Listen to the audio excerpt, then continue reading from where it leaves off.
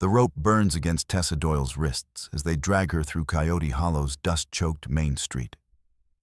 Each stumble sends fresh agony through her 17-year-old frame, but the physical pain pales against the memory that haunts her. Her mother's final scream as the flames consumed the stake 7 years ago. Witch! The crowd had chanted then, just as they chant now. Murderer. Tessa's bare feet leave bloody tracks in the alkali dust. The October moon hangs like a pale scar above the adobe buildings, casting eerie shadows that dance with the torchlight. She can smell the mesquite wood they've piled beneath the gallows, can see the iron stake rising from the center like a black finger pointing toward heaven. "Please," she whispers, her voice cracking. "I never hurt nobody." But Sheriff Briggs just tightens his grip on the rope. His weathered face shows no mercy, only the cold satisfaction of a man collecting a long overdue debt. "Save your lies for the devil, girl. You poisoned that well, same as your mama cursed this town." The crowd presses closer, 43 souls who've lived their entire lives in this godforsaken valley, where the Apache raid stopped only because even the warriors knew there was nothing left worth taking. Mrs. Patterson clutches her rosary beads, her thin lips moving in silent prayer. Old Miguel crosses himself, his dark eyes reflecting the torchlight. Even the children have come to watch, their small faces bright with excitement. Tessa searches desperately for one kind face, one voice of reason. But these people remember the summer of drought, when the crops failed the winter, when the fever took 6 children the spring, when the mine collapsed and buried 8 men. They remember how every disaster seemed to follow in her wake, as if misfortune clung to her like smoke to wool. The gallows looms ahead, its crossbeam creaking in the desert wind. Tessa's knees buckle as she sees the iron stake they've driven deep into the earth, its surface already stained dark with tar. They mean to burn her alive, just like her mother. "Get on with it," someone shouts from the crowd. "Sun'll be up soon." Sheriff Briggs forces her up the 3 wooden steps. Her legs shake so violently she can barely stand. The smell of kerosene is overwhelming now. They've soaked the wood thoroughly, left nothing to chance. She thinks of her mother's final words, whispered through the cell bars the night before her execution.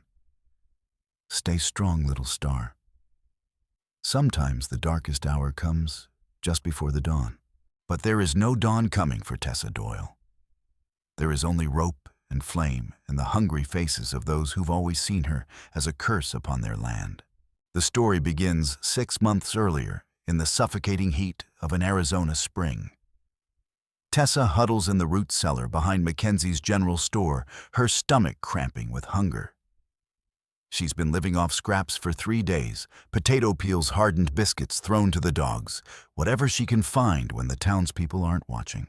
Above her, she can hear the familiar rhythm of daily life boots on wooden planks, the jingle of spurs, the low murmur of conversation. But whenever her name is mentioned, voices drop to whispers. Tessa Doyle's been seen around the Patterson place again. Mark my words, that girl's trouble, same as her mama. Someone ought to run her out of town before she brings more bad luck. Tessa pulls her knees to her chest, wrapping her arms around the only thing she owns, a faded piece of calico cloth her mother pressed into her hands the night before the execution. On it, barely visible in brown thread, is embroidered a single word, Catherine. Her sister's name. The sister who vanished in the great fire that consumed half the town when Tessa was 8 years old. Catherine would be 22 now if she lived. Sometimes Tessa dreams of finding her, of having someone who might understand what it feels like to carry the weight of an entire town's hatred. But dreams are dangerous luxuries in Coyote Hollow, and Tessa has learned to bury them deep. The cellar door creaks open, and Mrs. Mackenzie's face appears in the opening. Her expression is hard, unforgiving. "Out," she says simply. "Now." Tessa scrambles up the ladder, brushing dirt from her patched dress. "I wasn't taking nothing, ma'am. Just needed somewhere to—" "I don't care what you needed." Mrs. Mackenzie's voice is sharp as broken glass. My husband's been laid up with fever for 3 days, and I won't have you bringing more curse upon this house. The words sting, but Tessa has heard them 1,000 times before. She nods silently and steps out into the blazing afternoon sun. The main street of Coyote Hollow stretches before her like a gauntlet, adobe buildings baking in the heat, their windows staring down at her like accusing eyes. To the north, beyond the scattered buildings, rise the red cliffs of Devil's Canyon. To the south sprawls the vast desert where nothing grows but creosote and disappointment. And to the west, barely visible through the heat, shimmer stands Dreadwind Ranch, the largest spread in the territory, owned by a man whose name is spoken in whispers, even among those who fear nothing else. Jonah Rourke. Tessa has seen him only twice in her life, both times from a distance. A tall man with iron-gray hair and eyes like winter sky, he rides through town perhaps once a month to conduct business at the bank. The townspeople step aside when he passes, not from fear, but from respect. He lost his wife and child to the fever 3 years ago, the same fever that claimed 6 other children. The fever that somehow Tessa survived without a scratch. Another mark against her name in the town's ledger of suspicion. Now, as she walks the empty street with nowhere to go and no one to turn to, Tessa catches sight of a small figure darting between the buildings. Thomas, the mayor's nephew, a boy of perhaps 10 years, with bright eyes and quick hands. Unlike the other children, he's never thrown stones at her or called her names. Sometimes when no adults are watching, he even smiles. Today he approaches cautiously, glancing over his shoulder to make sure he's not observed. "Miss Tessa," he whispers.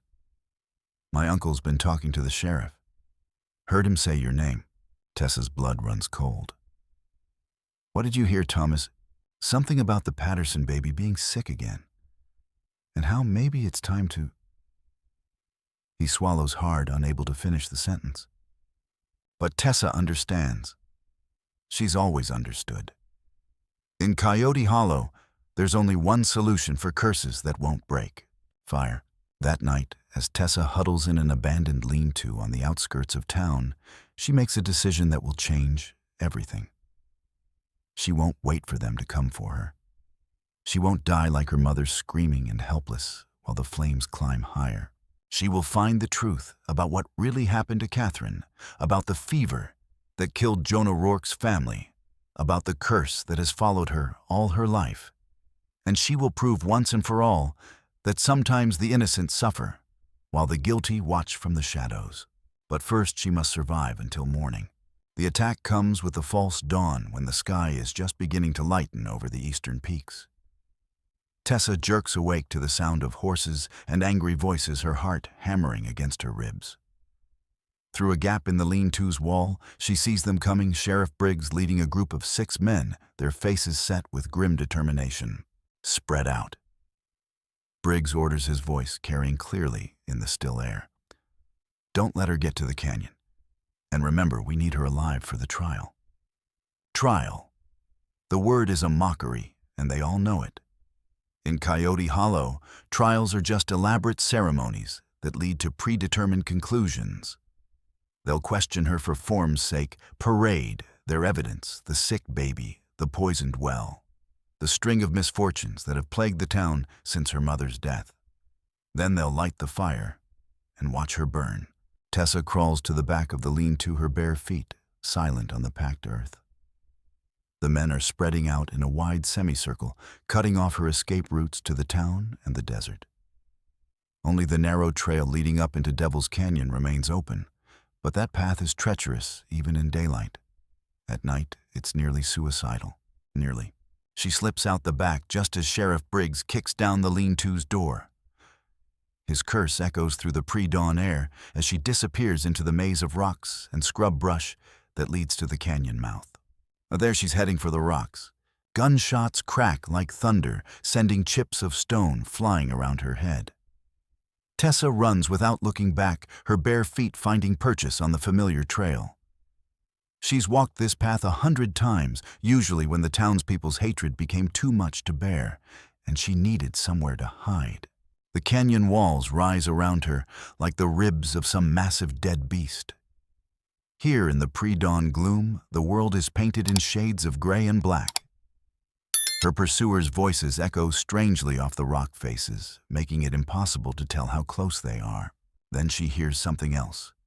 The rapid drumbeat of a single horse's hooves moving fast and getting closer. Someone has circled around to cut her off at the narrow section where the canyon makes a sharp turn.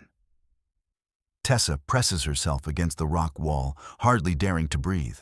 The horse rounds the bend at a full gallop, and in the growing light, Tessa sees its rider clearly for the first time in her life.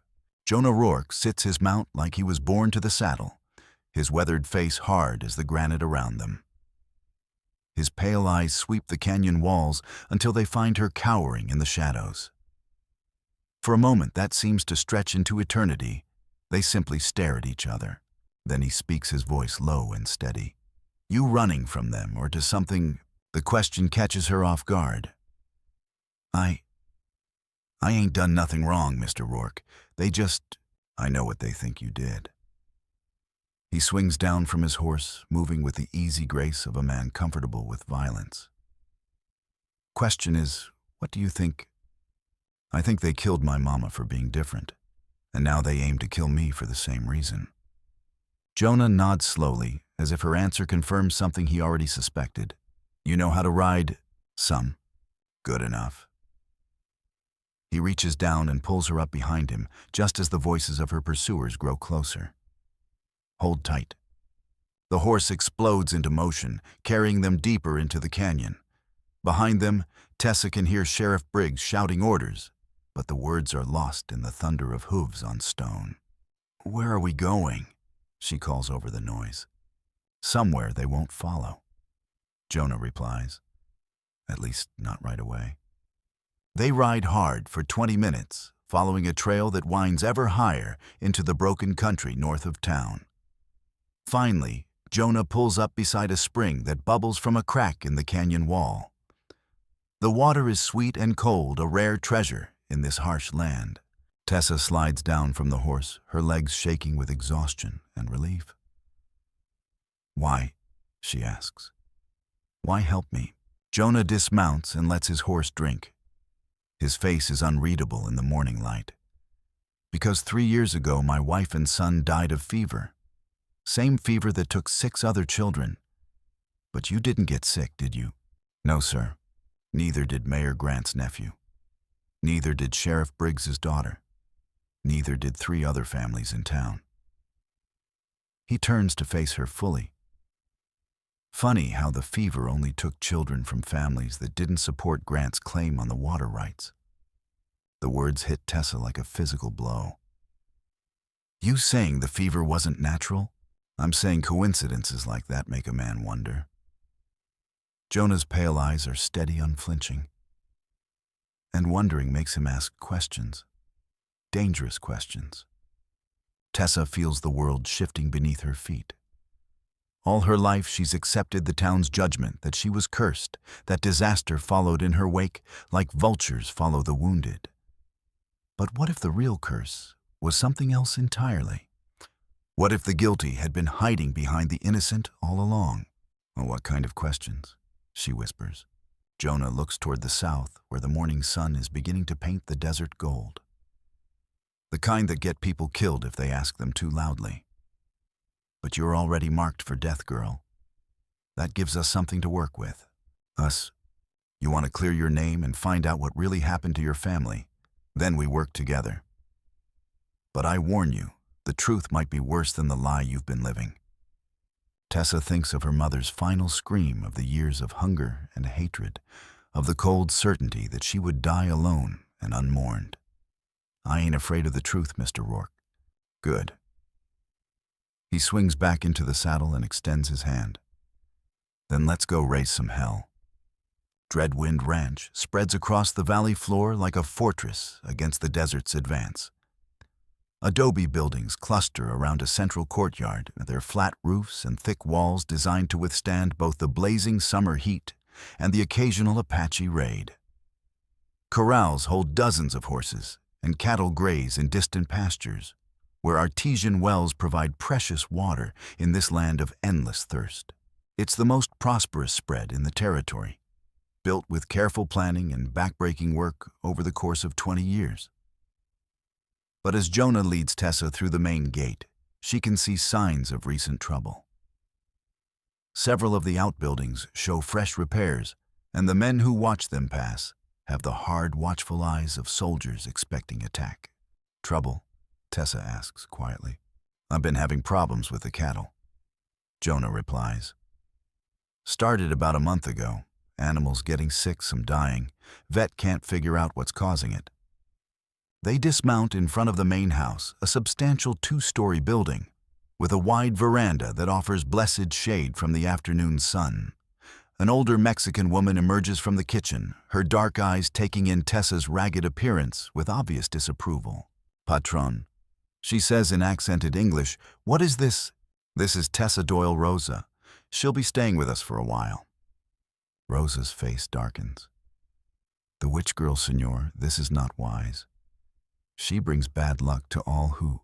She brings nothing but what people choose to see." Jonah interrupts firmly. "Set up the guest room, and have Miguel bring me that list we discussed."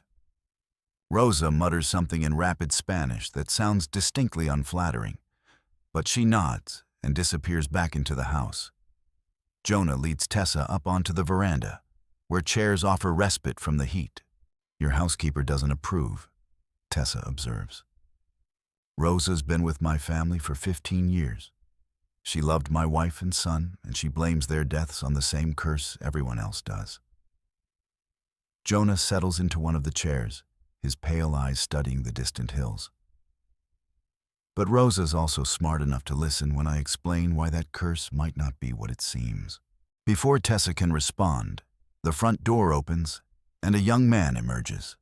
He's perhaps 25, with the weathered look of someone who spends his days working cattle under the desert sun. His brown eyes regard Tessa with curiosity rather than fear. "This is Miguel Santos, my foreman," Jonah says.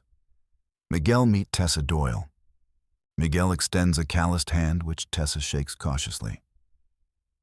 "Heard a lot about you, señorita. Most of it probably lies." "Most of it," Jonah agrees.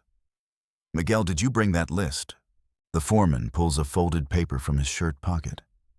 "Every man who's worked for you in the past 5 years, Patron, with dates of employment and reasons for leaving." Jonah unfolds the list, his expression growing grim as he reads. "Look at this, Tessa. 7 men fired or quit in the month before my family died. 3 more left the week after the funeral. That's not unusual," Miguel says. "Men come and go. It's the nature of ranch work. But look at the reasons." Jonah points to entries on the list. Suspected theft, insubordination, caught tampering with the water system. He looks up at Tessa. "What do you see?" Tessa studies the list carefully. The handwriting is Miguel's neat script, but the pattern that emerges makes her stomach clench with sudden understanding. They were all fired for things that could affect the ranch's water supply. Exactly. And guess who recommended most of these men in the first place? Who? Mayor Grant. Said they were good workers looking for honest employment. Jonah's voice is bitter. I believed him. Trusted him like a brother. Miguel shifts uncomfortably. Patron, you're talking about serious accusations. Grant's been mayor for 8 years. People trust him. People trusted me too until my family died, and folks started wondering if I'd somehow brought a curse upon myself. Jonah stands abruptly, pacing to the veranda's edge. But what if it wasn't a curse? What if someone wanted access to my water rights badly enough to murder children? The words hang in the air like smoke from a distant fire. Tessa thinks of Thomas, the mayor's nephew, the boy who warned her about the sheriff's plans. A child who survived the fever while others died. There's something else, she says quietly. Thomas, the mayor's nephew. He don't act like other children. Sometimes I catch him watching me like he knows something. and he's never cruel, never throws stones or calls names. Maybe he's just a kind child, Miguel suggests. Or maybe he knows his uncle killed my family and feels guilty about it. Jonah replies, "Children see things adults miss. They hear conversations we think they're too young to understand." Before anyone can respond, and the sound of approaching horses cuts through the afternoon air, Miguel instantly tenses his hand, moving to the gun at his hip. Through the heat shimmer, they can see riders approaching 6 men in a loose formation that speaks of official business. "Sheriff Briggs," Jonah says calmly, "right on schedule." "You expected this?" Tessa asks, fear creeping into her voice. "I expected them to come looking for you eventually. The question is whether they're here to arrest you or something worse." The riders pull up in the courtyard, their horses blowing and stamping from the hard ride. Sheriff Briggs sits his mount, like a man carrying the weight of the law, but Tessa can see uncertainty in his eyes. Behind him, Mayor Grant looks prosperous and confident in his town clothes, seemingly unaffected by the desert heat. "Jonah." Grant calls out his voice, carrying the easy authority of political office. "We need to talk." "Then talk," Jonah replies without moving from the veranda. "You're harboring a fugitive. Girls wanted for questioning in connection with the Patterson baby's illness." "What's the charge?" Sheriff Briggs clears his throat uncomfortably. "Suspicion of witchcraft and poisoning." "Based on what evidence?" "Based on a pattern of disasters that follow wherever she goes." Grant interjects smoothly. "The girl's dangerous, Jonah. You know it as well as anyone. Your own family." "My family died of fever." Jonah cuts him off. "Natural causes, according to Doc Henderson. Natural causes that somehow miss certain children while taking others." Grant's smile is thin, predatory. "Makes a man wonder, doesn't it?" The words are carefully chosen, designed to plant seeds of doubt. Tessa can see their effect on the men behind the sheriff faces, hardening hands drifting toward weapons. These are not lawmen seeking justice. They're executioners looking for an excuse. "What do you want, Grant?" Jonah asks. "Simple. Turn over the girl and we'll forget you helped her escape. Keep protecting her and you'll answer for everything that happens next." "Is that a threat?" "It's a promise." Grant's voice drops to a whisper that somehow carries clearly in the still air. "You're not the only one who's lost family to this curse, Jonah. But you might be the next if you're not careful." The threat hangs between them like a drawn blade. Tessa can see the calculation in Jonah's eyes, the careful weighing of odds that every survivor learns. She's brought danger to his door, endangered the people who depend on him for their livelihood. "Mr. Rourke," she says quietly, stepping forward. "Maybe I should stay right where you are." Jonah's voice is steel wrapped in velvet. "Miguel, how many men do we have on the ranch today?" 12, Patron, all good with their guns." "And how many does the sheriff have?" 6. Poor odds for them if they want to start something. Grant's confident expression wavers slightly. "You're talking about defying the law, Jonah. I'm talking about protecting an innocent girl from a lynch mob dressed up as justice." Jonah steps to the veranda's edge, his presence suddenly filling the space like a storm front. "But I'll make you a deal, Grant. Give me 1 week to investigate these charges properly. If I find evidence that Tessa's guilty of anything more than being born unlucky, I'll turn her over myself. A week's too long. The town's scared angry. They want justice now. The town wants blood. Justice requires truth." Jonah's pale eyes bore into Grant's. "Unless you're afraid of what we might find if we look too closely." The challenge hangs in the air like a thrown gauntlet. Grant's face flushes red, but his voice remains steady. "You're making a mistake, Jonah. A bad one. I've made mistakes before, usually survive them." Grant jerks his horse's reins, wheeling the animal around. 1 week. But if anything else happens, if one more child gets sick, if one more animal dies, we're coming back. And we won't be talking next time. The posse thunders away, leaving a cloud of dust and unspoken threats. Tessa realizes she's been holding her breath and lets it out in a shaky sigh. "Thank you," she whispers. "Don't thank me yet," Jonah replies grimly. "We've got 7 days to find the truth, and there are people in this valley who'll kill to keep their secrets buried." As if to underscore his words, a distant gunshot echoes across the desert, followed by shouting from the direction of the cattle pastures. Miguel is already running toward the sound, and Jonah follows with Tessa close behind. They find young Pedro Martinez kneeling beside a dead steer, his face pale with shock. The animal lies in a spreading pool of blood, but this wasn't a clean death. Its stomach has been slit open, and inside the cavity, arranged with deliberate precision, is a crude doll made of corn husks and black thread. A witch's puppet, the kind Tessa's mother was accused of making.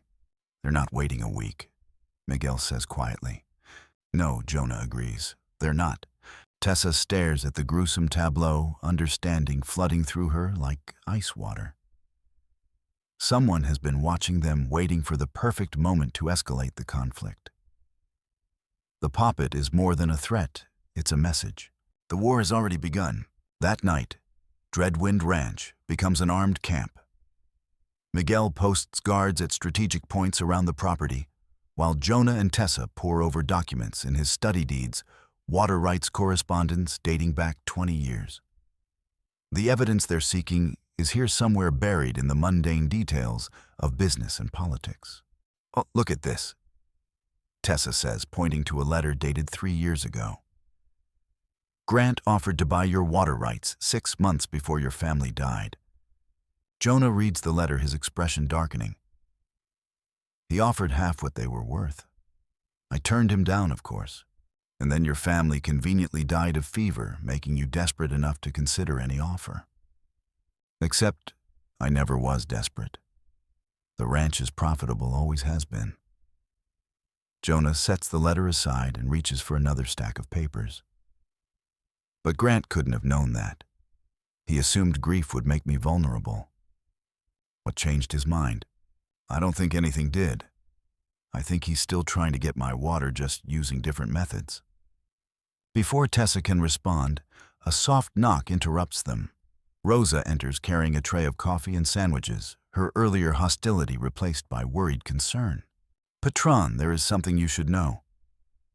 My cousin Maria, she cleans house for Mayor Grant.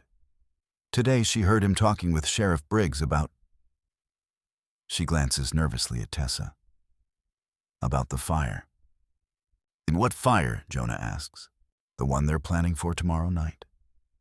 Maria heard them say the girl must burn before she can spread more lies." The words hit Tessa like a physical blow. "Tomorrow, but you said we had a week." "I said Grant gave us a week. I never said he meant it." Jonah stands abruptly, beginning to pace. "Rosa, did Maria hear anything else?" "See." The sheriff, he seemed reluctant. "But Grant, he said there would be an accident at the ranch tonight. Something that would force their hand." As if summoned by her words, the sound of distant gunfire erupts from the direction of the main gate. Jonah grabs his rifle from the wall rack, checking the action with practiced efficiency. "Miguel," he shouts. The foreman appears in the doorway, his own weapon ready. "About a dozen riders, Patron. They're not attacking directly, just taking shots at the guards. Trying to keep us busy. Distraction," Jonah says grimly. "The real attack's coming from somewhere else. Rosa, take Tessa to the root cellar and stay there until this is over." "No." Tessa's voice surprises everyone, including herself. "I'm tired of hiding while other people fight my battles. This isn't your fight, girl." "Yes, it is. They're using me as an excuse to destroy everything you've built. That makes it my responsibility." Jonah studies her face in the lamplight, seeing something there that wasn't present before. "You know how to shoot." "My mama taught me before she died. Said a woman alone in this country better know how to protect herself." He pulls a revolver from his desk drawer, checking the cylinder before handing it to her. Stay close to me. And remember, these aren't lawmen anymore. They're killers hiding behind badges. The gunfire outside intensifies suddenly, and orange light begins flickering against the windows. Miguel bursts through the door, his face grim. But Tron, they've fired the hay barn. And there's something else. Pedro found tracks leading from the pasture to the back of the house. Someone's been here earlier, setting up for tonight. Where? Near the kitchen. Looks like they piled kerosene-soaked rags under the floor. Understanding hits Jonah like a thunderbolt. They're not trying to take the ranch. They're trying to burn us out, make it look like Tessa's curse struck again. The acrid smell of smoke begins seeping through the walls as flames consume the hay barn. In the distance, they can hear the attackers whooping and firing their guns. But the sound is moving away from the house, not toward it. They want witnesses, Tessa realizes. People who'll swear they saw the fire start by itself, that it was witchcraft. Aukir, and when we try to escape, they'll be waiting. Jonah adds, either we burn alive or we run straight into their guns. Miguel points toward the back of the house. The tunnel, patron. It leads to the old mine shaft. We could get out that way. Oh, what tunnel? Tessa asks. They built it during the Apache troubles. Jonah explains quickly. Comes out about half a mile north near Devil's Spring. But if they know about the kerosene, they might know about the tunnel too. The smell of smoke is getting stronger now, and they can hear the crackle of flames below them. Whatever choice they make, it has to be now. Rosa. Jonah says decisively, take 3 of the men and head for the tunnel. Miguel, you and the others try to save what you can of the livestock. I'm going after Grant. Alone? Tessa asks. This started with him, and it'll end with him. Jonah's pale eyes are hard as winter ice. Time someone called him to account. Then I'm coming with you. Absolutely not. They want me dead, Mr. Rourke. Hiding won't change that. But if we can expose Grant for what he really is. Jonah hesitates, torn between protecting her and acknowledging the hard truth of her words. Finally, he nods. Stay behind me. Do exactly what I say. And if things go bad, you run and don't look back. They slip out through the burning kitchen, the heat from the flames below, making the floorboards uncomfortably warm beneath their feet. Outside, the night is alive with chaos. Burning buildings casting wild shadows, horses screaming in terror, and the distant sound of gunfire as Miguel's men try to fight the flames and defend their home simultaneously.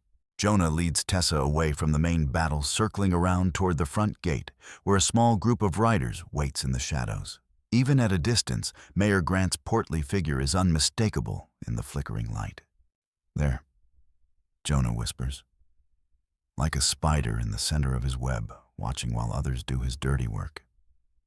They creep closer, using the smoke and confusion as cover.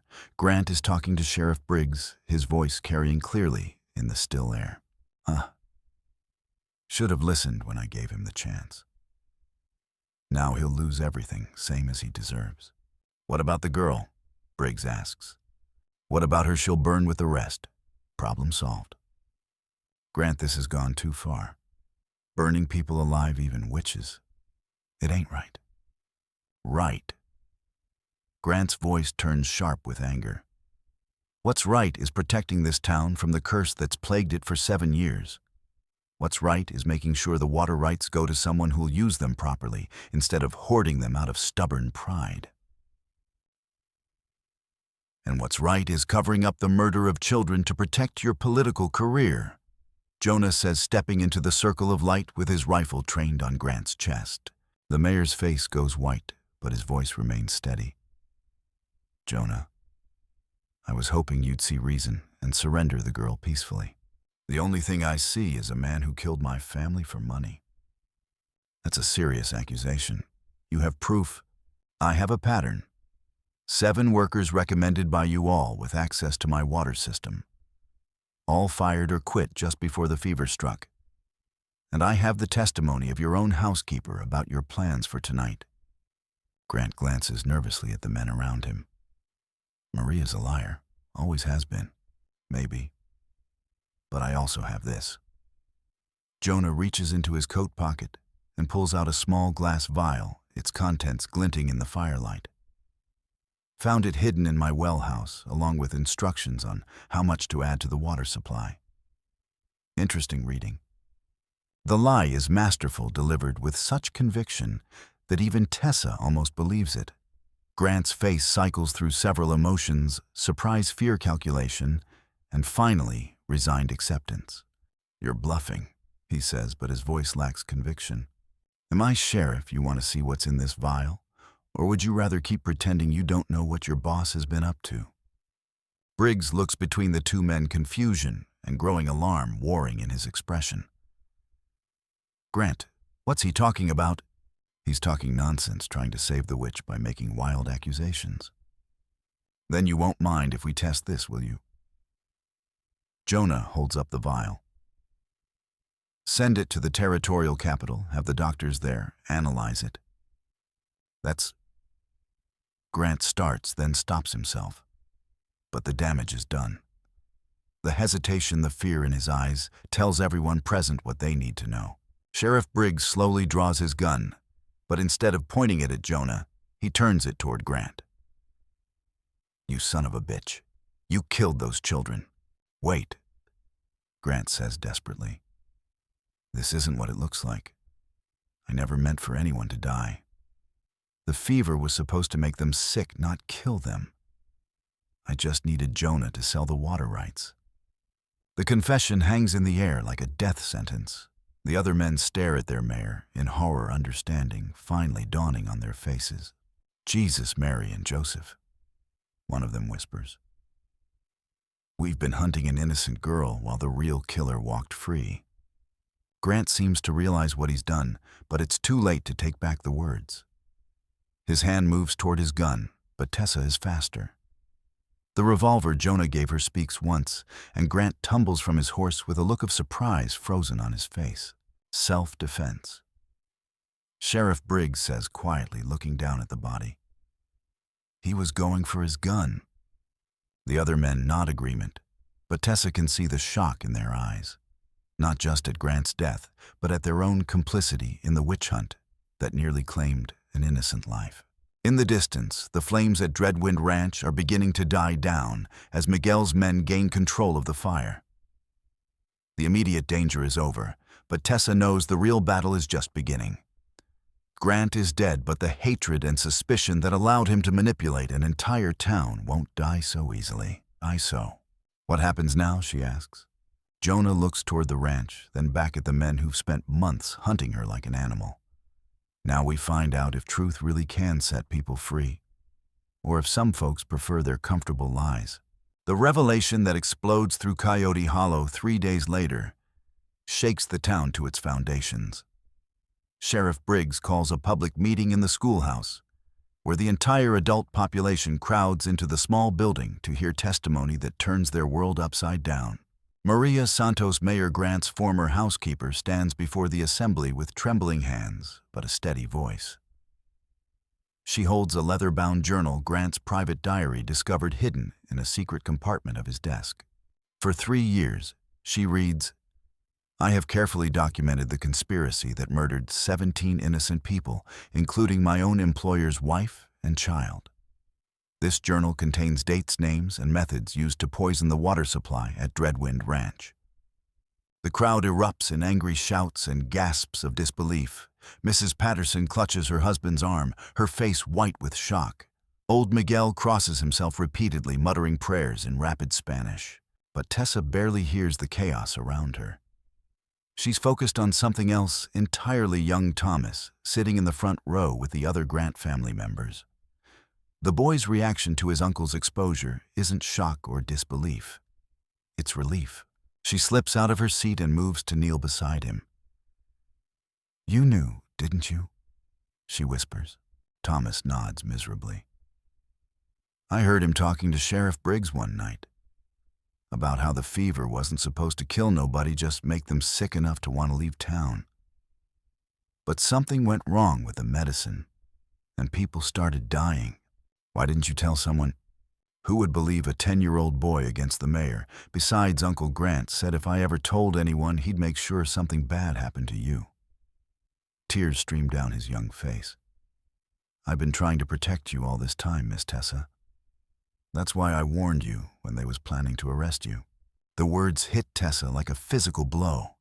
This child, this brave, terrified child, has been carrying the weight of his uncle's crimes for 3 years, trying to protect her in the only way he knew how. She wraps her arms around him, feeling his small body shake with suppressed sobs. It's over now, Thomas. It's all over. But even as she speaks the words, Tessa knows they're not entirely true. The immediate danger may have passed, but the scars left by 3 years of hatred and fear won't heal overnight. Sheriff Briggs calls for order, and gradually the crowd settles into sullen silence. There's more, he announces grimly. We found Grant's correspondence with certain business interests in Tucson. Seems he promised them exclusive rights to Coyote Hollow's water in exchange for a substantial payment. Oh, what kind of business interests? Someone calls out. Mining companies. They wanted to strip mine the hills for copper, but they needed guaranteed water rights to make it profitable. Grant figured if he could drive out the independent ranchers and concentrate all the water rights in his own hands. The sheriff doesn't need to finish. Everyone understands the implications. Their mayor hadn't just murdered children for personal gain, he'd been willing to destroy their entire way of life for money. Dr. Henderson, the town's elderly physician, stands shakily. I want to say something about the fever that took those children. At the time, I couldn't understand why it affected some families and not others. The symptoms were unlike anything I'd seen before: rapid onset high fever delirium, then sudden organ failure. He pauses, gathering his courage. In my 40 years of practice, I've never seen a natural disease behave that way. But I've read medical journals describing the effects of certain industrial chemicals when introduced into drinking water. If I'd been braver 3 years ago, if I'd asked harder questions. His voice breaks, and he sinks back into his seat. The weight of collective guilt settles over the assembly like a shroud. How many of them had suspected something wasn't right? How many had chosen the comfortable lie over the difficult truth? Jonah rises from his seat near the back. What's done is done, he says simply. Question now is what we do going forward. What do you mean? Mrs. Patterson asks. I mean, we have a choice. We can keep living with the guilt and suspicion that's poisoned this town for 3 years, or we can start over. Build something better. None that's easy for you to say, snaps Jim Morrison, whose daughter was one of Grant's victims. You ain't the one who spent 3 years hunting an innocent girl because you believed lies. No. Jonah agrees quietly. I'm the one who lost his wife and son to those lies. And I'm saying, if we don't find a way to forgive ourselves and each other, Grant wins even in death. The words hang in the air like a challenge. Tessa can see people wrestling with their consciences, trying to find a way to live with what they've done. Finally, old Miguel stands. The señorita, she has suffered much because of our fear and ignorance.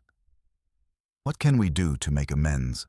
It's Mrs. Patterson who answers, her voice thick with tears. We can start by telling the truth. Not just about Grant, but about ourselves. About how we let fear make us into a mob. One by one, the townspeople begin to speak. Mrs. Mackenzie talks about the times she drove Tessa away from her store, even when the girl was clearly starving. Jim Morrison confesses to throwing stones at her house in the middle of the night. Others admit to spreading rumors, teaching their children to fear and shun her, treating her like a disease rather than a human being. The confessions are painful to hear, but Tessa finds herself oddly moved by the raw honesty. These people are finally confronting the darkness in themselves, acknowledging the part they played in perpetuating injustice. When the last person has spoken, Sheriff Briggs stands again. There's one more thing. We need to elect a new mayor. Someone who can help us rebuild trust and make sure nothing like this ever happens again. I nominate Jonah Rourke, Mrs. Patterson says immediately. The nomination is seconded by a dozen voices, but Jonah shakes his head. I appreciate the confidence, but I'm not the right man for the job. I'm a rancher, not a politician. Then who? Morrison asks. Jonah looks directly at Tessa. Someone who survived the worst this town can offer and still finds the strength to forgive. Someone who knows what it means to stand alone against injustice. The suggestion is so unexpected that Tessa's mouth falls open. Mr. Rourke, I'm 17 years old. I don't know nothing about running a town. Amikor, you know more about justice than any of us, he replies. And you know the cost of letting fear rule our decisions. The crowd buzzes with nervous conversation.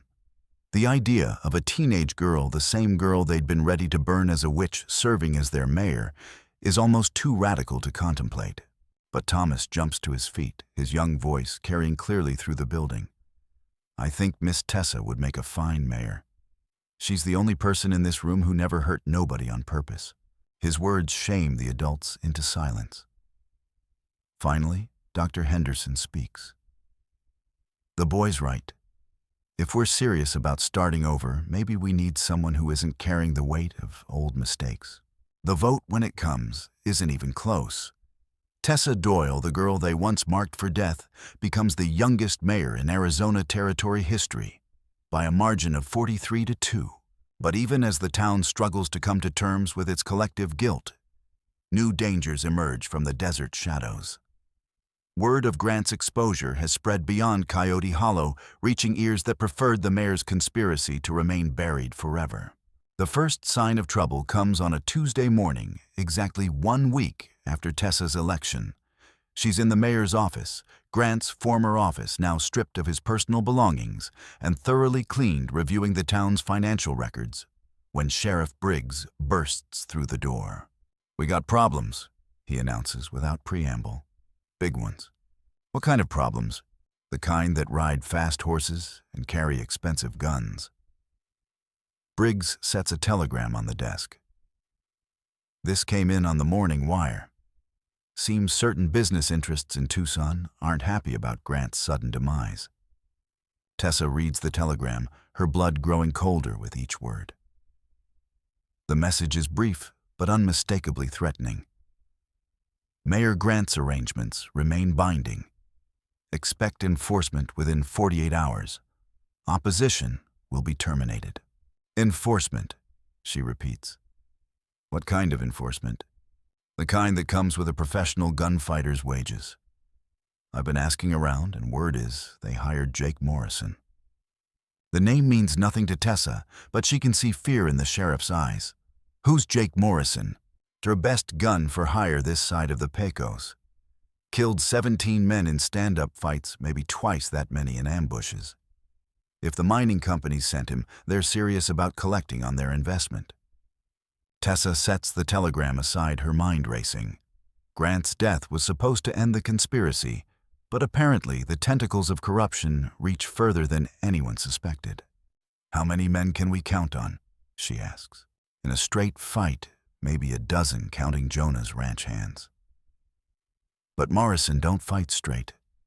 He'll pick us off one at a time, make it look like accidents or personal disputes. Then we don't give him the chance. Send word to everyone no one travels alone, especially after dark.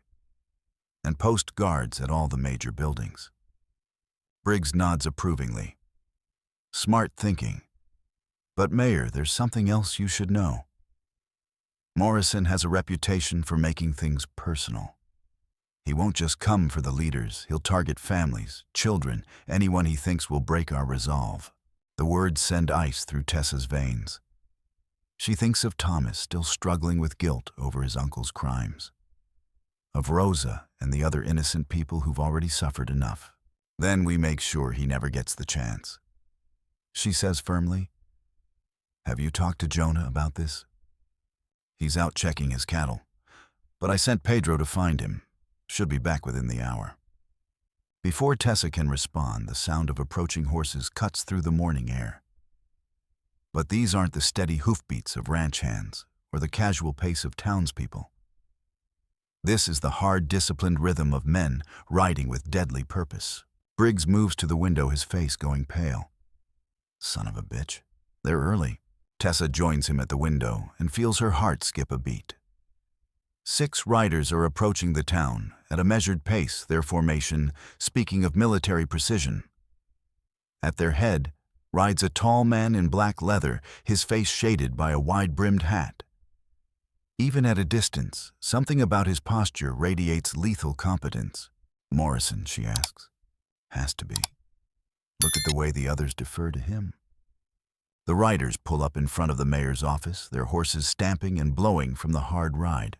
Morrison swings down from his mount with fluid grace, his pale eyes scanning the buildings around them with professional interest. Sheriff, he calls out. Need to have a word with your mayor. Briggs exchanges a glance with Tessa. You don't have to do this. We can ford up, make them come to us, and let them terrorize the town while we hide no. Tessa straightens her shoulders and walks to the door.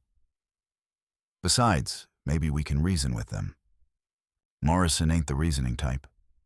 Then I guess we'll find out what type he is. She steps onto the wooden sidewalk, Sheriff Briggs beside her. The morning sun is already fierce, promising another scorching day. But Tessa feels cold as she studies the men arrayed before her. Morrison tips his hat politely. Mayor Doyle, I presume. I'm Jake Morrison, representing certain business interests that had arrangements with your predecessor. His voice is soft, cultured, almost gentle. But his eyes hold the flat, emotionless stare of a predator. This is a man who kills the way other people perform routine tasks efficiently, without passion, and with complete professional detachment. Those arrangements died with Mayor Grant.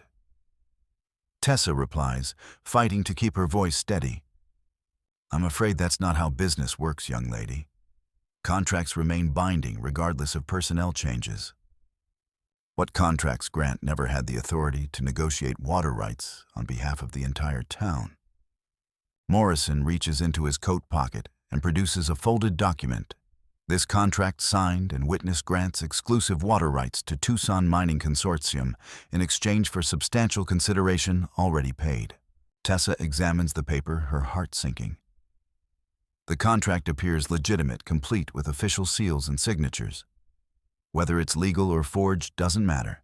Morrison clearly believes it gives him the right to enforce its terms. This is extortion, she says. This is business. The consortium invested heavily based on Grant's assurances. They expect to protect that investment. And if we refuse, Morrison's smile doesn't reach his eyes. Then we'll be forced to seek alternative methods of contract enforcement. I understand this town has already experienced some unfortunate accidents recently. The threat is delivered with such casual politeness that it takes a moment for its full meaning to sink in. This man is prepared to murder anyone who stands between him and his employer's profits. How long do we have? Sheriff Briggs asks. 24 hours to reach a reasonable accommodation. After that, I'm afraid the situation becomes more fluid. Morrison remounts his horse, his movements economical and precise. I'll be staying at the hotel. When you're ready to discuss terms, you know where to find me. The riders wheel their horses around and trot toward the hotel, leaving Tessa and Briggs standing in the dust. Around them, the town seems to hold its breath, sensing the approaching storm. 24 hours, Briggs mutters. Might as well be 24 minutes. Maybe not, Tessa says thoughtfully. Morrison's confident, but he's also outnumbered. And he doesn't know this country like we do. You thinking of running? I'm thinking of fighting, but not the way he expects. She turns toward the sheriff, her young face set with determination. How well do you know Devil's Canyon? Well enough. Why? Because if Morrison wants a war, we're going to give him one. But we're going to fight it on our terms, not his. The plan that emerges over the next 12 hours is audacious, desperate, and probably suicidal. But as Jonah points out during the heated strategy session in his ranch house, they're facing a professional killer backed by unlimited resources. Conventional tactics will only get them killed more efficiently. The key is Morrison himself. Jonah explains to the assembled group Sheriff Briggs Miguel Santos, Dr. Henderson, and half a dozen other men willing to fight for their town's independence. Take him out, and the others become just hired guns without leadership. Easier said than done, Briggs observes. Morrison's not going to stand still for a fair fight. Then we don't give him a fair fight. We give him what he least expects, a 17-year-old girl who refuses to be intimidated. All eyes turn to Tessa, who sits quietly in the corner, studying a hand-drawn map of Devil's Canyon. The plan requires her to face Morrison alone, to draw him into terrain where his numerical advantage becomes a liability. It's too dangerous, Dr. Henderson protests. If something goes wrong, we're all dead anyway. Tessa interrupts. But if it works, Morrison and his men will be trapped in a box canyon with no way out except through us. The canyon strategy depends on precise timing and Morrison's psychological profile. Professional gunfighters, despite their reputation for cold-blooded killing, often suffer from a fatal weakness: pride. They can't resist the opportunity to demonstrate their superiority, especially when challenged by someone they consider beneath their notice. You sure about this? Jonah asks quietly. Once you ride into that canyon, there's no backing down. I'm sure, Tessa replies, though her voice betrays the fear she's trying to hide. Been running from other people's fights my whole life. Time I stood and faced one of my own. As dawn breaks over the desert, Tessa rides slowly down Coyote Hollow's main street toward the hotel where Morrison waits. She's dressed in her best clothes, a simple blue dress Rosa helped her alter, and her mother's old riding boots. Her hair is braided neatly down her back, and she carries no visible weapons. To any observer, she looks like a frightened young woman coming to surrender. Morrison emerges from the hotel as she approaches his pale eyes, taking in every detail of her appearance. Behind him, his men lounge on the wooden sidewalk, their casual poses not quite concealing their readiness for violence. And to Mayor Doyle, Morrison says politely, I trust you've had time to consider my employer's generous offer. I've considered it, Tessa replies, dismounting and facing him directly. And I've decided to make a counteroffer. Morrison's eyebrows rise slightly. Indeed, I'm listening. Single combat. You and me alone. If you win, the town honors your contract without further resistance. If I win, you and your men ride away and never come back. The proposal is so unexpected that Morrison actually laughs, a sound like wind through dry leaves. My dear child, I've killed men twice your age with 10 times your experience. This isn't a children's game. No, it's not. It's business. Your employer hired you to secure these water rights. I'm offering you the chance to do that with a single bullet instead of a prolonged war that might cost you half your men. Morrison considers this, his professional mind calculating odds and variables. A quick, decisive victory would certainly be preferable to a drawn-out campaign against determined defenders who know the local terrain. Where, he asks. Devil's Canyon, high noon, just you and me. And if I refuse, then you'll have to dig us out of every building in town one by one. Could take weeks, might lose men. Definitely expensive. Tessa pauses, letting the words sink in. Of course, if you're not confident in your abilities. The challenge is delicately delivered, but Morrison's face hardens. No professional gunfighter can ignore a direct question about his competence, especially from a teenage girl in front of his own men. Very well, he says finally. High noon, Devil's Canyon. Come alone and unarmed except for a sidearm. Agreed. Tessa remounts her horse, her heart pounding so hard she's certain Morrison can hear it. but her voice remains steady as she delivers the final part of the plan. "Oh, and Mr. Morrison, bring your men if you want. Might be educational for them to see how business is really conducted out here." She wheels her horse around and rides away, leaving Morrison staring after her with a mixture of admiration and puzzlement. Behind her, she can hear his men already making bets on how quickly their boss will kill the foolish girl. None of them notice the small figure watching from an alley between buildings, Thomas, who nods once before disappearing to deliver a crucial message to the men waiting in Devil's Canyon. The trap is set. Now comes the hard part, surviving long enough to spring it.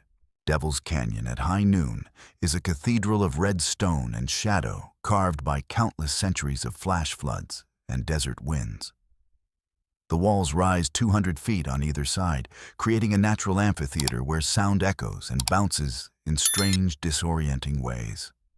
At the canyon's far end, barely visible through the heat shimmer, stands a wall of solid rock, the geological formation that gives the canyon its reputation as a dead end. Tessa waits in the center of the canyon floor, her horse ground-tied 50 yards behind her. The sun beats down mercilessly, turning the air into a visible shimmer that makes distant objects dance and waver. Sweat runs down her spine, but she forces herself to remain motionless, every nerve stretched tight with anticipation. The sound of approaching horses echoes off the canyon walls long before Morrison and his men appear. They ride in single file through the narrow entrance, their formation disciplined despite the challenging terrain. Morrison himself looks supremely confident, sitting his horse like a man attending a business meeting rather than a gunfight. He dismounts 50 paces away, his pale eyes scanning the canyon walls with professional thoroughness. If he suspects an ambush, his face betrays nothing.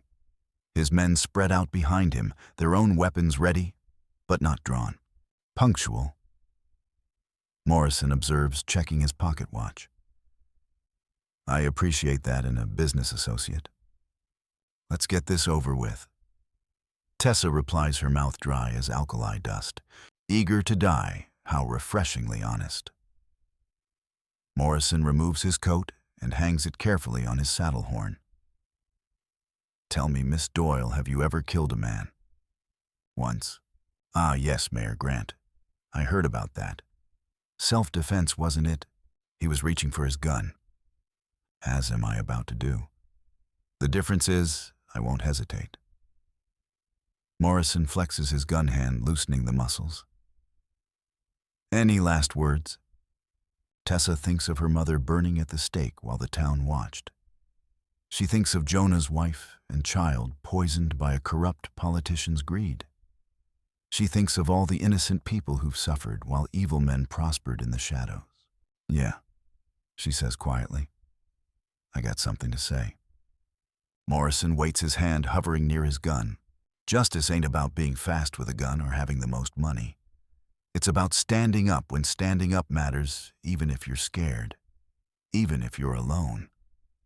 Pretty words. They'll look nice on your tombstone.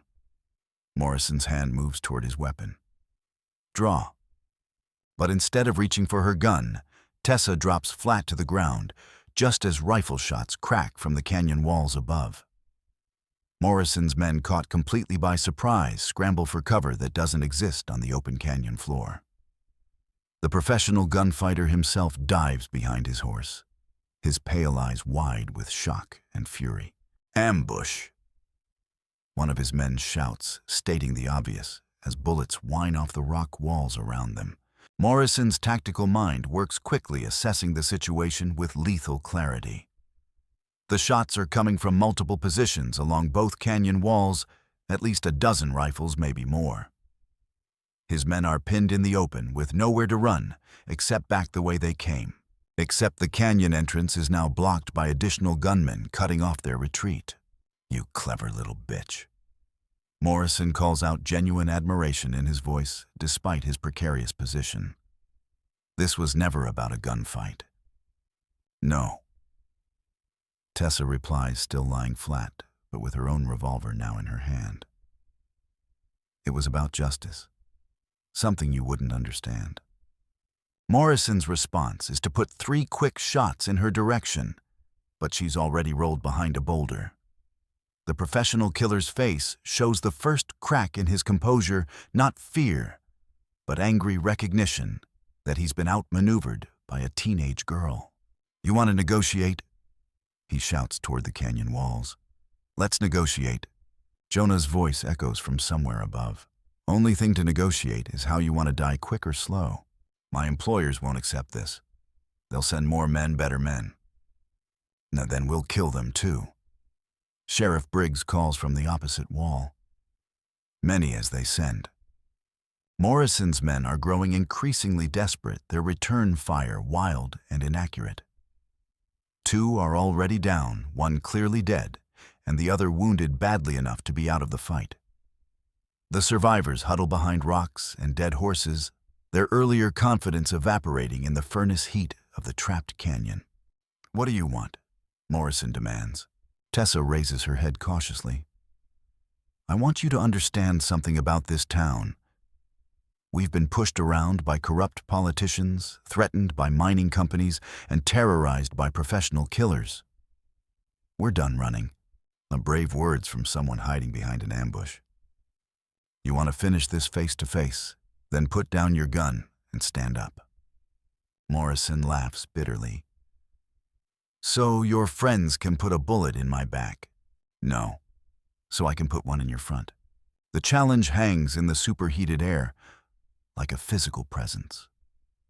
Morrison stares at Tessa across the 40 yards of open ground, his professional mind calculating odds and alternatives. Behind him, his surviving men wait for orders that may never come. Finally, incredibly, Morrison holsters his gun and stands up. "You want to die honorably?" Tessa asks, rising to face him. "I want to live professionally. But if that's not possible..." He shrugs eloquently. A man chooses how his story ends. The formal gunfight that follows lasts perhaps 3 seconds. Morrison is faster than anyone Tessa has ever seen, his gun appearing in his hand with liquid smoothness. But speed isn't everything in a gunfight. Accuracy matters more, and determination most of all. Tessa's shot takes Morrison's center mass, spinning him around and dropping him to his knees. His own bullet goes wide, chipping stone from the canyon wall. For a moment, he kneels there in the dust, looking down at the spreading red stain on his shirt with something approaching surprise. "Well," he says conversationally, "that's inconvenient." Then he topples forward and lies still. The surviving members of Morrison's gang surrender immediately, their hands raised high and their weapons thrown down. The great Jake Morrison is dead, killed by a 17-year-old girl in a stand-up fight, and they have no desire to follow him into whatever comes after. As the echoes of gunfire fade into silence, Tessa walks slowly toward Morrison's body. She expects to feel triumph, satisfaction, some sense of closure. Instead, she feels only a profound weariness and the bitter knowledge that violence, even justified violence, always leaves scars on both victor and vanquished. "It's over," Jonah says, appearing at her side. "Is it?" Tessa looks toward the canyon entrance, where the surviving gunmen are being disarmed and bound. "What about the mining company? What about other men like Morrison?" "We'll face them when they come. But word of what happened here today will spread. Might make others think twice before challenging this town." Tessa nods, but she knows the larger battle is far from over. As long as there's money to be made and power to be seized, there will always be men willing to destroy innocent lives in pursuit of profit. But today, in this canyon, justice has triumphed over greed. And sometimes that has to be enough. The aftermath of Morrison's death ripples through the territory like stones thrown into still water. Within a week, word reaches the Tucson Mining Consortium that their expensive enforcer has been killed by a teenage girl, and their grand scheme for controlling Coyote Hollow's water rights has collapsed in spectacular failure. The consortium's response is swift and predictable. They send lawyers instead of gunmen. Tessa sits in the mayor's office reviewing legal documents that might as well be written in ancient Greek, for all she understands of their complex language. Across from her, a thin man in an expensive suit, explains the consortium's position with the patient condescension usually reserved for particularly slow children. For Miss Doyle. Attorney Pemberton says, adjusting his wire-rimmed spectacles. While we regret the unfortunate incident involving Mr. Morrison, the underlying legal issues remain unchanged. The contract between Mayor Grant and my clients is binding and enforceable under territorial law. Even though Grant was a murderer who never had authority to negotiate those rights. Grant's personal character, while regrettable, doesn't invalidate contracts executed in his official capacity as mayor. Tessa sets the contract aside, fighting the urge to throw it in Pemberton's smug face. So, you're saying the town has to honor an agreement made by a man who poisoned children to force those agreements? I'm saying the law recognizes duly executed contracts regardless of the negotiator's subsequent behavior. Pemberton's smile is thin and predatory. However, my clients are prepared to be reasonable. They'll accept a reduced payment schedule in recognition of the town's difficult circumstances. How generous of them. Indeed, $50,000 paid over 5 years plus exclusive water rights for mining operations. Quite fair considering. The sum is staggering more money than the entire town could raise in a decade of good harvests. Pemberton knows it, and his satisfied expression makes it clear he expects Tessa to crumble under the pressure.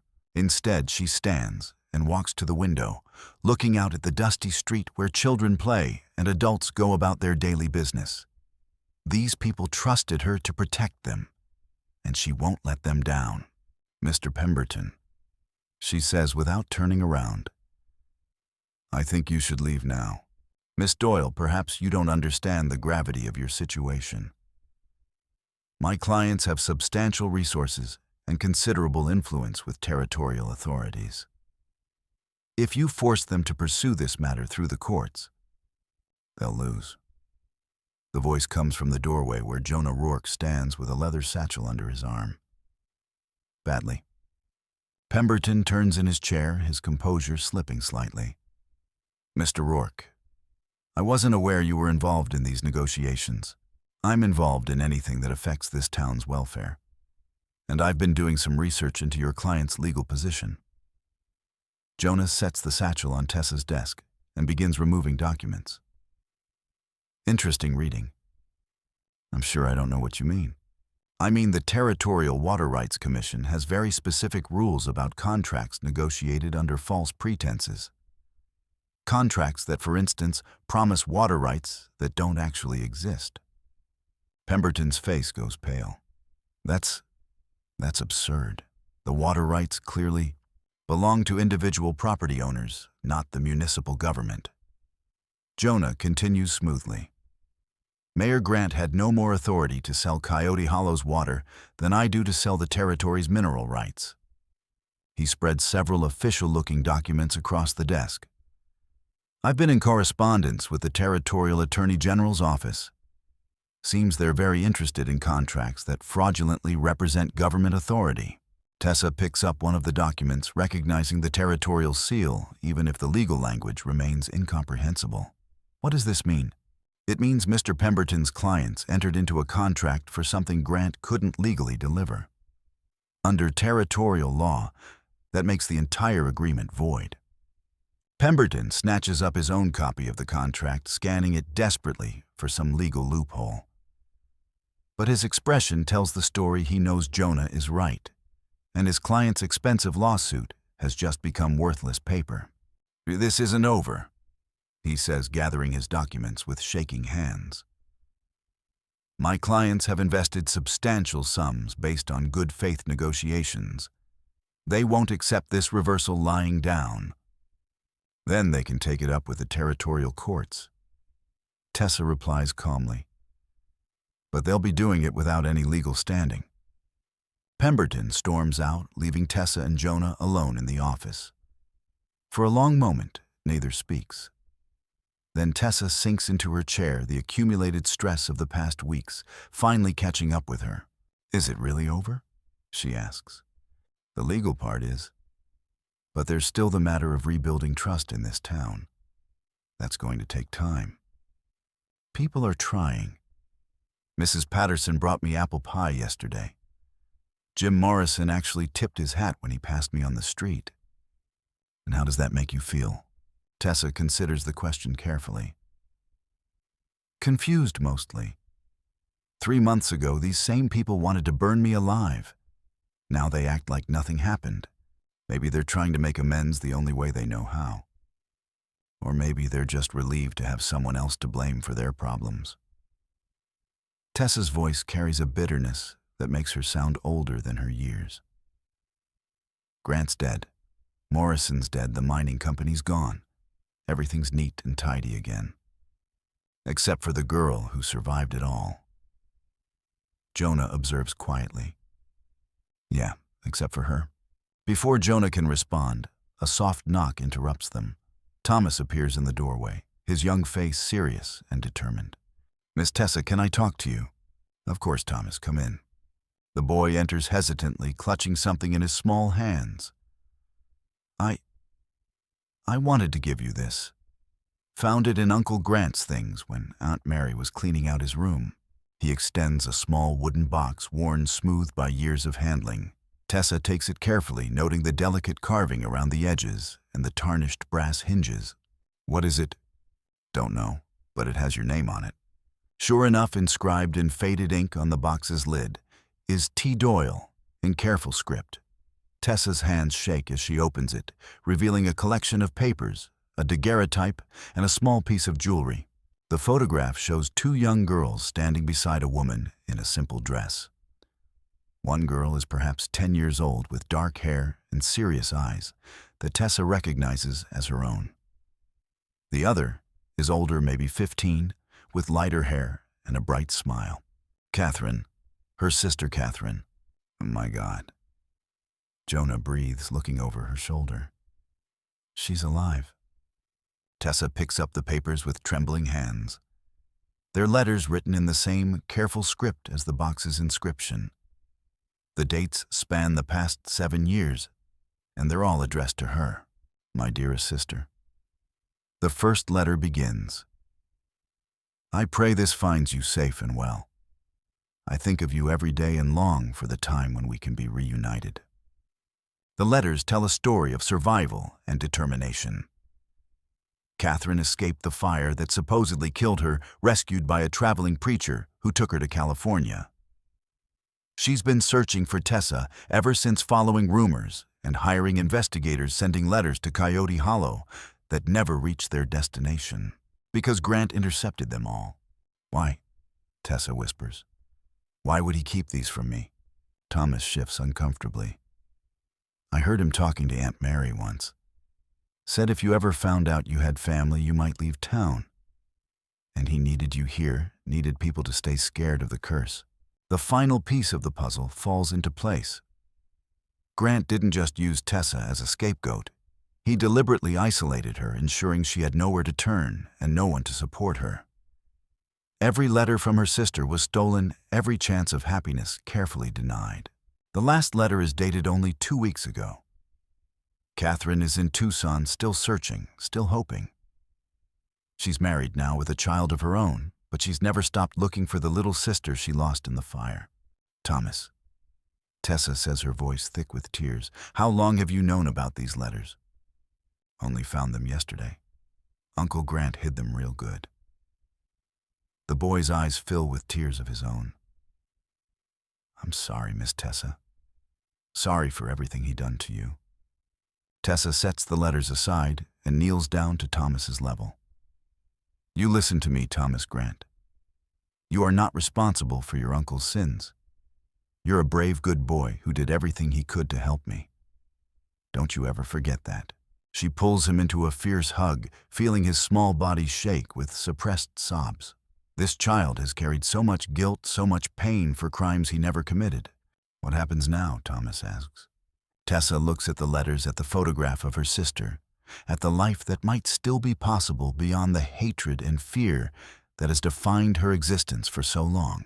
Now I write a letter of my own, she says.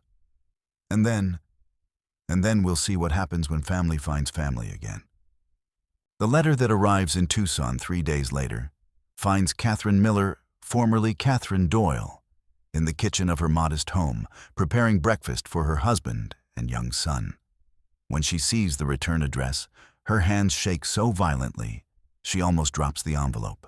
Coyote Hollow, after 7 years of searching, hoping, praying, her sister has finally written back. The letter is brief but heartfelt. Dear Catherine, I received your letters yesterday. All of them at once. There's so much to explain, so much that's happened, but the most important thing is this: I never stopped thinking about you. Not once in 7 years. I'm the mayor of Coyote Hollow now, if you can believe that. The same town that wanted to burn me for witchcraft just elected me to lead them. Life has a sense of humor, I suppose. I know you have a family of your own now, a life in California. I don't want to disrupt that. But if you're willing, I'd like to see you again. To meet your husband and son. To be sisters again, if that's possible, after all this time. There's a stagecoach that runs from Tucson to Coyote Hollow twice a month. If you decide to come, I'll be waiting at the depot. If you don't, I'll understand. Either way, knowing you're alive and happy is enough. Your loving sister, Tessa. Catherine reads the letter 3 times before the words fully sink in. Then she runs to find her husband, the letter clutched in her trembling hands. James Miller is a quiet man, a carpenter who builds houses for the growing population of Los Angeles. He listens without interruption as Catherine tells him about the sister she thought was dead. About the letters that never arrived, about the chance to heal a wound that has ached for 7 years. When's the next stagecoach? He asks simply. Hey, James, you don't understand. It's dangerous country and we have Johnny to think about. Johnny needs to meet his aunt. And you need to see your sister.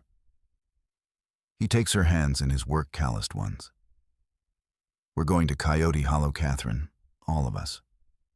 The journey takes 5 days by stagecoach and horseback, crossing desert and mountain terrain that seems designed to discourage travelers. But Catherine barely notices the discomfort. After 7 years of wondering, of searching, of hoping against hope, she's finally going home.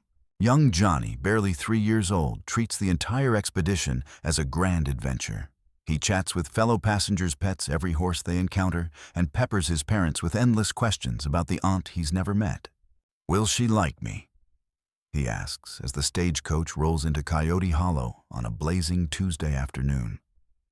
She'll love you, Catherine promises, though her own heart is pounding with nervous anticipation. 7 years is a long time. People change. What if Tessa resents her for leaving? What if they can't recapture the bond they shared as children? The stagecoach depot is little more than a wooden platform beside the road, but Catherine can see a small crowd gathered there. As the coach lurches to a stop, she spots a young woman standing slightly apart from the others, tall, slender, with dark hair braided down her back and eyes that Catherine recognizes immediately. Tessa. For a moment, neither sister moves. They simply stare at each other across the years and the pain, 2 people who shared a childhood and lost each other to fire and fear. Then Tessa steps forward and Catherine rushes into her arms. The embrace is fierce, desperate, filled with 7 years of longing and grief and joy.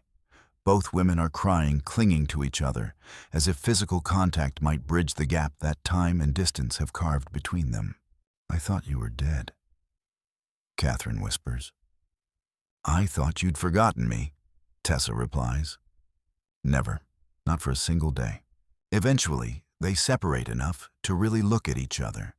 Catherine sees the changes that hardship has wrought in her little sister, the premature lines around her eyes, the careful way she holds herself, the wariness that speaks of too much pain endured too young.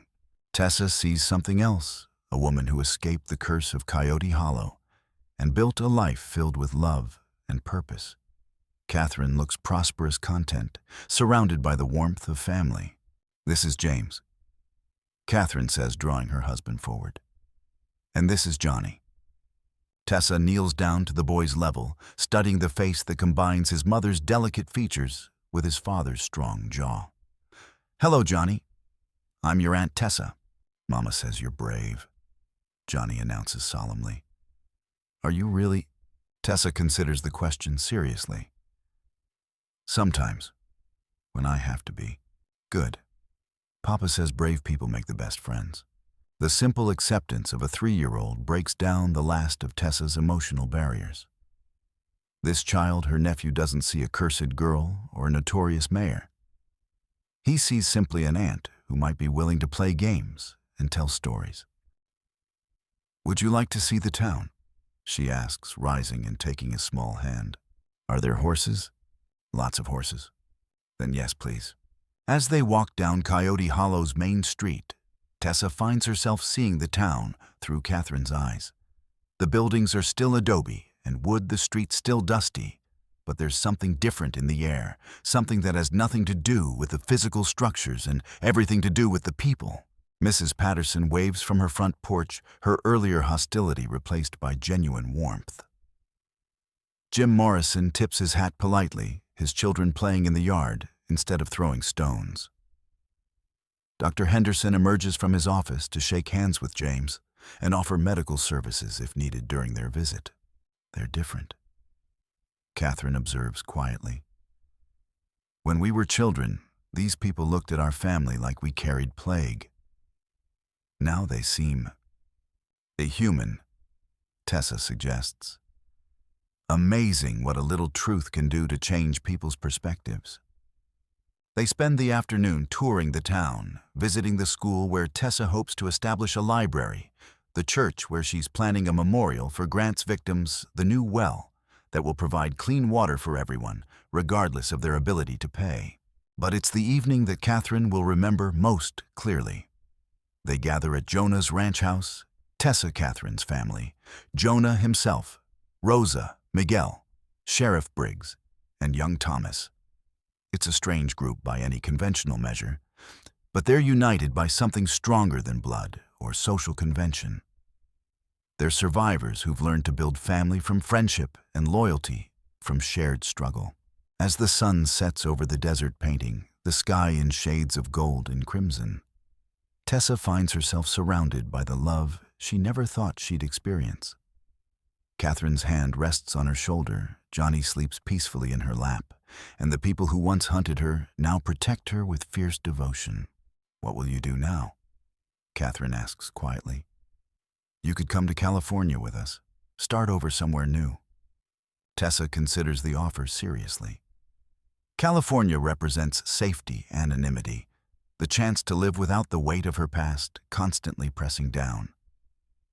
But as she looks around the room at the faces of people who've become her chosen family, she knows the answer. "This is my home now," she says simply. "These people trusted me to lead them. I can't abandon that responsibility. Even after everything they put you through, especially because of that. If I leave now, it proves they were right to fear different. But if I stay, if I help them build something better..." She shrugs eloquently. Maybe other towns won't make the same mistakes. Catherine nods, understanding flooding her expression. Her little sister has grown into a woman of remarkable strength and wisdom, someone who chooses service over safety and justice over comfort. "Then we'll visit often," she promises. "Johnny needs to know his aunt, and I need to see the amazing things you're going to accomplish." Amazing things. You've already survived what should have killed you, exposed corruption that might have destroyed this entire valley, and turned enemies into allies. What's next? Running for territorial governor? The suggestion draws laughter from everyone in the room, but Tessa finds herself considering it seriously. Arizona Territory needs leaders who understand injustice from personal experience, who won't be swayed by wealth or intimidated by power. Maybe, she says thoughtfully, stranger things have happened. As the evening winds down and Catherine's family prepares for the journey back to California, Tessa reflects on the long, painful road that brought her to this moment. 7 years ago, She was a frightened 10-year-old girl watching her mother burn at the stake. Tonight, she's a young woman, surrounded by love, respect, and the promise of a future filled with possibility. The curse of Coyote Hollow has finally been broken, not by magic or divine intervention, but by the simple human courage to stand up for truth, even when truth is dangerous. And in its place, something new is growing hope. 6 months later, Tessa stands on the platform of the newly completed train depot, watching as the first locomotive in Coyote Hollow's history chugs to a stop in a cloud of steam and coal smoke. The railroad's arrival marks the end of the town's isolation, connecting it to the broader territory and the opportunities that lie beyond. Among the passengers stepping down from the train is a distinguished older woman in travel clothes, her silver hair neatly arranged beneath a fashionable hat. She moves with the confident bearing of someone accustomed to authority, but her eyes hold a warmth that speaks of hard-won wisdom. Madam Heir Doyle, she inquires, approaching Tessa with an extended hand. I'm Judge Catherine Morrison, Territorial Circuit Court. I've come in response to your letter about establishing a regional magistrate's office. Tessa shakes the offered hand, noting the firm grip and direct gaze. Judge Morrison, thank you for making the journey. I know it wasn't easy. Nonsense. Any town that can produce a mayor like you deserves proper legal representation. The judge's smile is genuinely warm. I've read the reports about your confrontation with the mining consortium. Quite impressive for someone so young. I had help. Good people who were willing to stand up when it mattered. The best leaders usually do. Now, shall we discuss this magistrate's office? I understand you have some innovative ideas about territorial justice. As they walk toward the mayor's office, Tessa reflects on how much has changed in such a short time. The railroad brings new opportunities, but also new challenges. Miners and merchants, gamblers and confidence men, all drawn by rumors of a town that's reinventing itself after throwing off the shackles of corruption. Some of the newcomers are genuinely seeking fresh starts and honest work. Others are predators looking for easy marks among the reformed citizens of Coyote Hollow. Distinguishing between them requires wisdom, experience, and occasionally the threat of force. Your letter mentioned establishing a council of citizen advisors, Judge Morrison says as they settle into chairs in the mayor's office. How would that work in practice? Simple principle: no major decision affecting the town gets made without input from the people who'll have to live with the consequences. Mayor Grant made backroom deals with outside interests because nobody was watching him. We're not going to make that mistake again.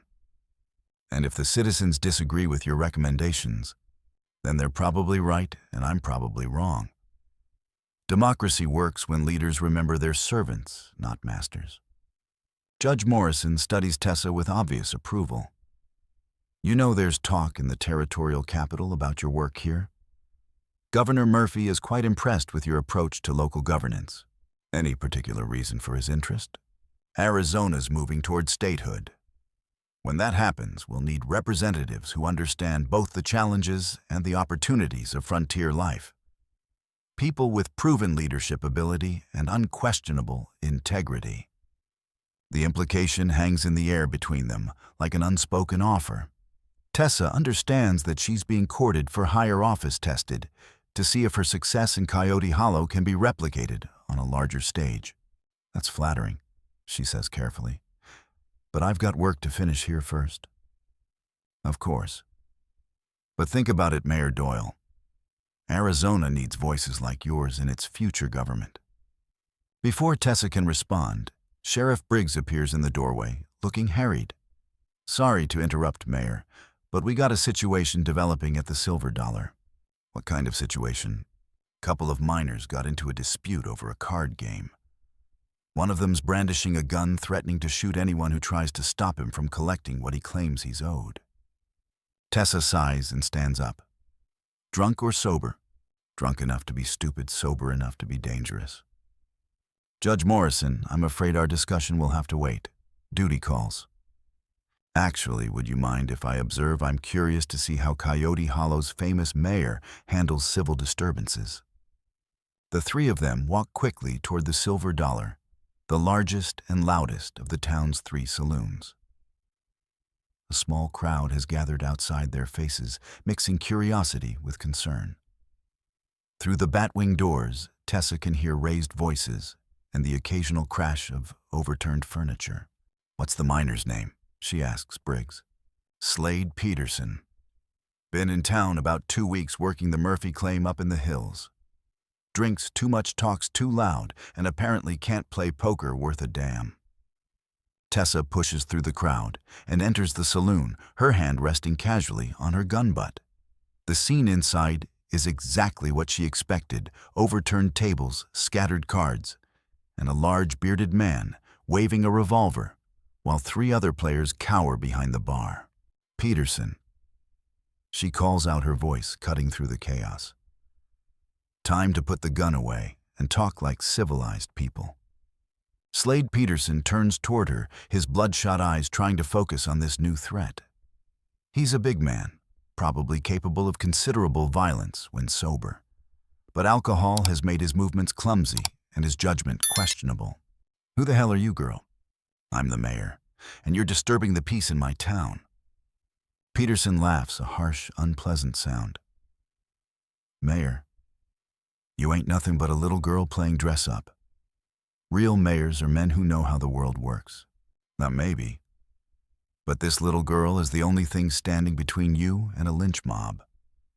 So I suggest you holster that gun and listen to what I have to say."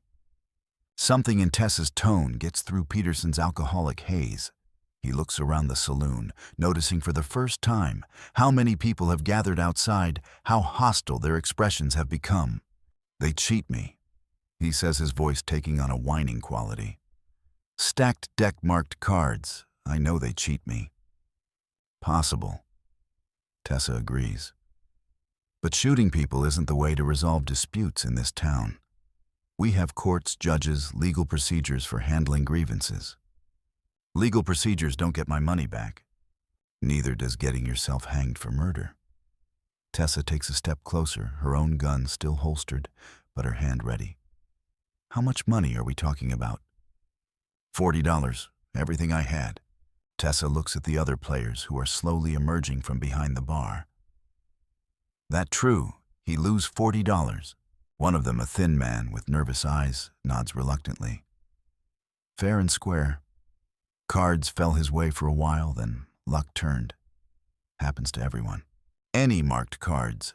Stacked deck?" "No, ma'am. We run a clean game here." Tessa studies the man's face, looking for signs of deception. She sees nothing but genuine concern and the desire to escape the situation without bloodshed. "Peterson," she says, turning back to the miner, "here's what's going to happen. You're going to put that gun away and apologize to these gentlemen for threatening them. Then you're going to sleep off the whiskey in our jail.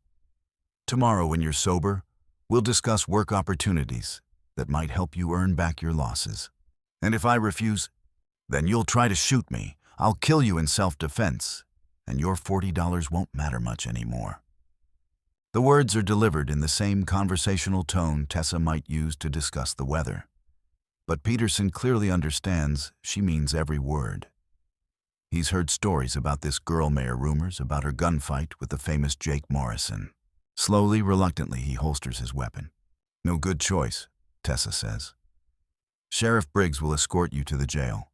We'll have this sorted out tomorrow." As Briggs leads Peterson away, the crowd in the saloon begins to relax. Conversations resume, drinks are poured, and the evening's entertainment continues as if nothing had happened. Judge Morrison, who watched the entire confrontation from the doorway, approaches Tessa with obvious admiration. "Now that was masterfully handled," she says. "Firm but fair, with just enough steel to make your point clear." "Practice," Tessa replies simply.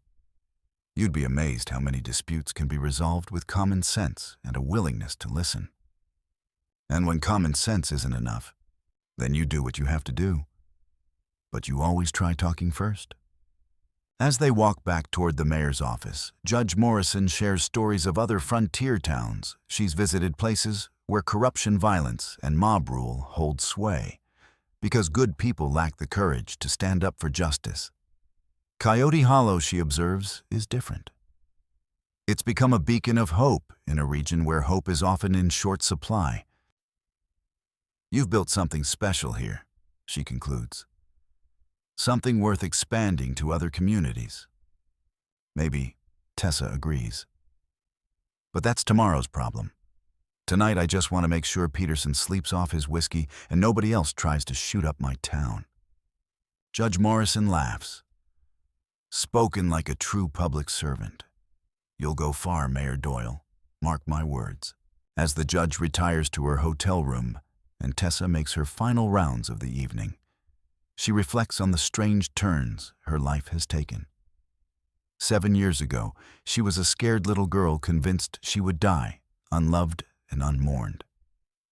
Tonight, she's a young woman with a loving sister, a chosen family, and responsibilities that stretch far beyond the borders of one small desert town. The future, once unimaginable, now beckons with possibilities as vast as the Arizona sky. And for the first time in her life, Tessa Doyle is truly completely unafraid of what tomorrow might bring. In the distance, a coyote calls across the desert, its voice carrying promises of adventure, challenge, and hope. Tessa listens until the sound fades into the night, then turns toward home, ready to face whatever comes next with the quiet confidence of someone who has learned that justice once kindled burns with an eternal flame.